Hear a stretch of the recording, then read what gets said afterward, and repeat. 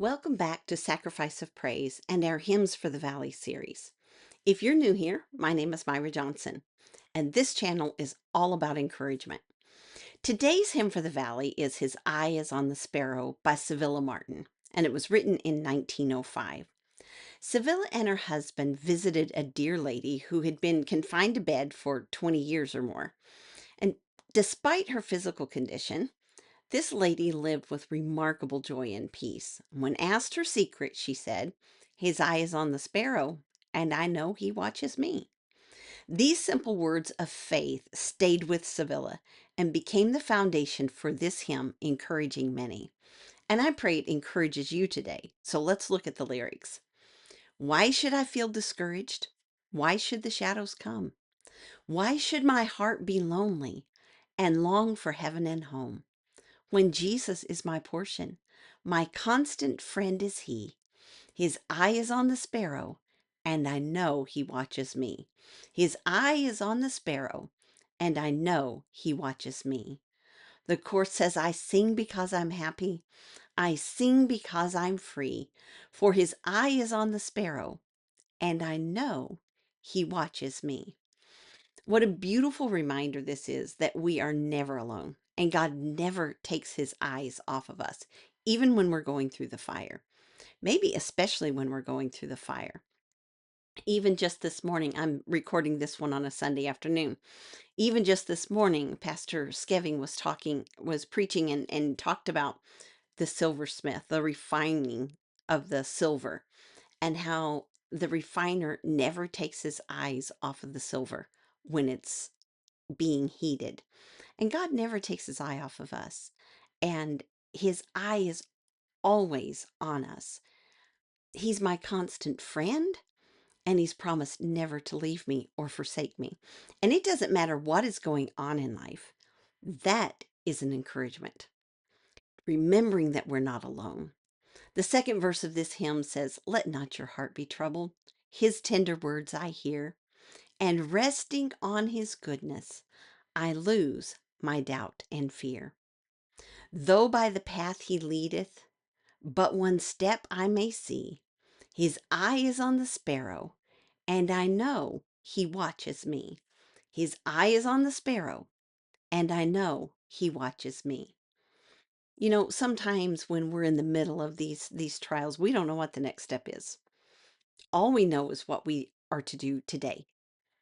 And we want to know what's coming, how is this going to turn out, what's the next few steps of the path look like if I can't see the whole path. And God doesn't always show us the whole path. He calls us to walk by faith, to trust him, and keep our eyes on him.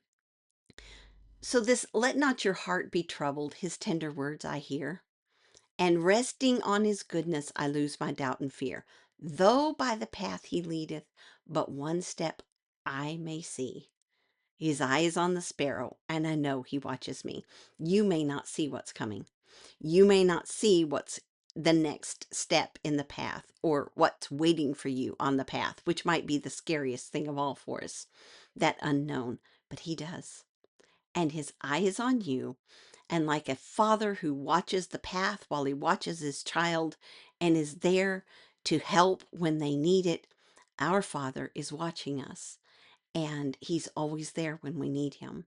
And so this verse reminds us to walk by faith, to trust God. Do you remember when David said, I had fainted unless I had believed to see the goodness of the Lord in the land of the living? David did not yet see God's goodness. He was in the middle of a trial, and he said, I would have fainted in this trial, but I believed. I believed that I would see his goodness. And God calls us to this faith, knowing that he is in control, he is watching, he is leading, and he will always be there for us. Sometimes we may only see one tiny step, but when we take that step, he is faithful and will show us what the next step is when it's time. Sometimes we want to see it now. And he says, no, it's not time to take that step. I want you to trust me and take this one step, and then I'll show you the next one when it's time. Verse 3 says, whenever I am tempted, whenever clouds arise, when songs give place to sighing, when hope within me dies. I draw the closer to him, from care he sets me free. His eye is on the sparrow, and I know he watches me. His eye is on the sparrow, and I know he watches me. You know, in the middle of trials, when the storm clouds come, when the clouds obscure the light, and we don't know what's going on, and we wonder, the temptation is there to fear, to fret, to get discouraged, to think maybe God has forgotten, that you're on your own. Does he even see me? And the truth is, he does. Because we know that the words of this song are inspired not just by the words of the lady that we talked about in the beginning, and I can't remember her name right now, because I didn't write it down. But her words were inspired by Matthew 10:29 through 31, which was Jesus' words to his disciples, when he said, "Are not two sparrows sold for a farthing? And one of them shall not fall on the ground without your Father. But the very hairs of your head are all numbered. Fear ye not, fear ye not, therefore, ye are of more value than many sparrows." You know, the sparrow was sold so cheaply in the marketplace. And yet God said, I know them. I know when one of those sparrows fall. I care more about you than them, but I still know. And you know, if Jesus cares enough to keep his eye on the sparrow, how much more does he care for me? You know, I recently reread the account of Noah and the flood and the ark and all of that again. And I love Genesis 8, verse 1. It reads, "And God remembered Noah and every living thing and all the cattle that was with him in the ark. And God made a wind to pass over the earth, and the waters were assuaged." It was nearly a year from the time that they went in the ark and God shut the door until the day that Noah took the covering off the ark. Yes, there were 40 days of rain and chaos, but nearly a year in the ark before the waters were gone and the earth was dry enough for them to leave. And at times it must have felt like they were forgotten and alone and wondering what was going to happen. But God had not forgotten them. He knew right where they were, and his timing was perfect. When I was thinking on Genesis 8:1 while I was reading through this passage and how long they were in the ark and God remembering them, I thought of Hagar. And I've not gotten there in my Bible reading yet because I'm reading some Old Testament, some New Testament, and some in the poetical books, doing it different this year. But I thought about the story of Hagar. You know, Hagar was alone, pregnant, and in serious trouble. And it was through a combination of Abram and Sarai's choices and her own response to their choices.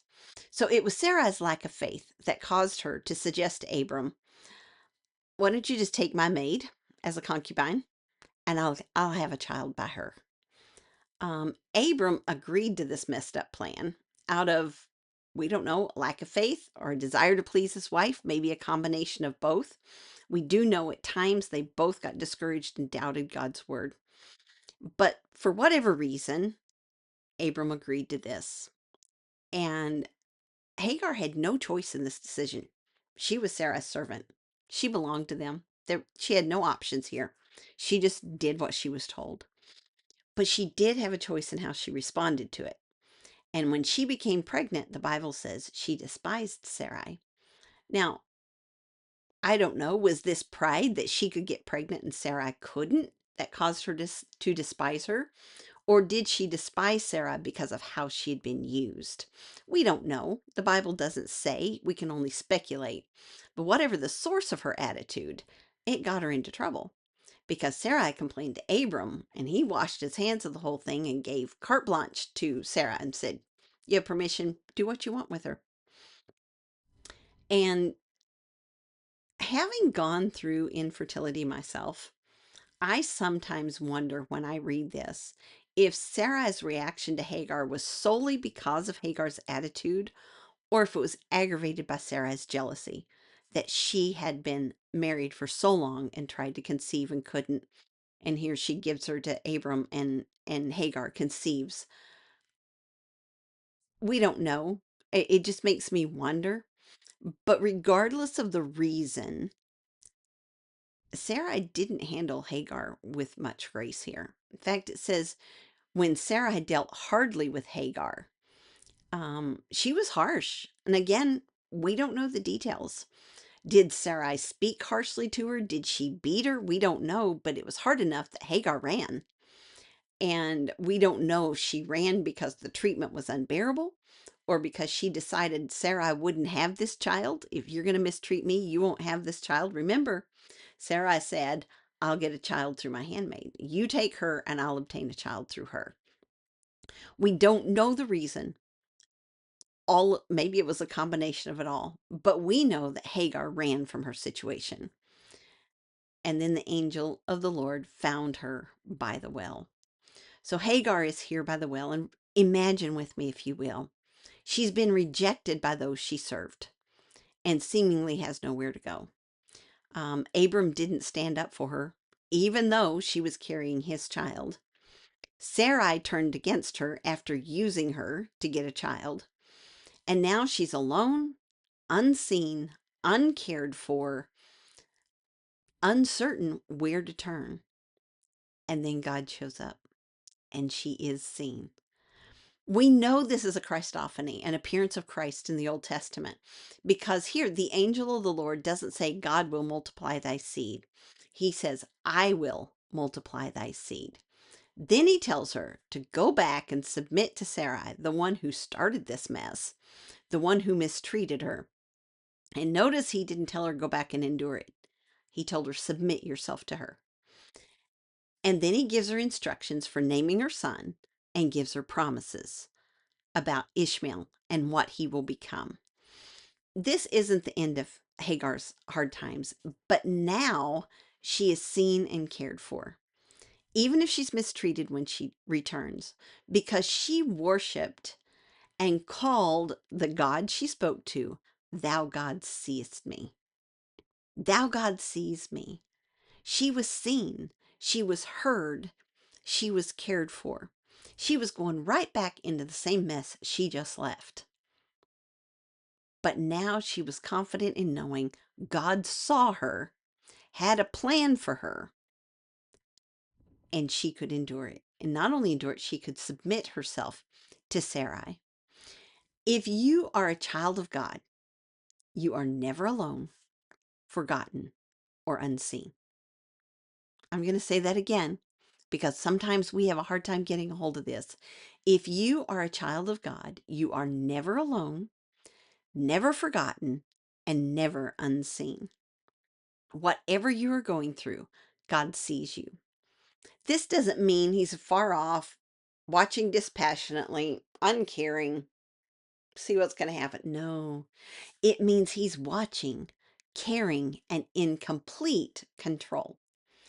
If you're not sure you're a child of God, this might not be that encouraging to you.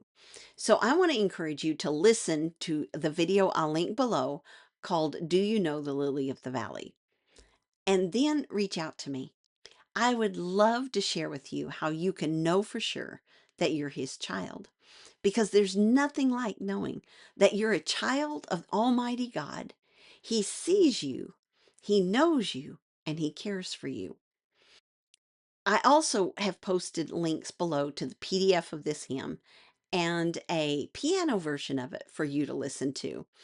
Um, the piano version, none of these links are sponsored. They're just for your benefit. And I encourage you to take a few minutes to listen to the piano version.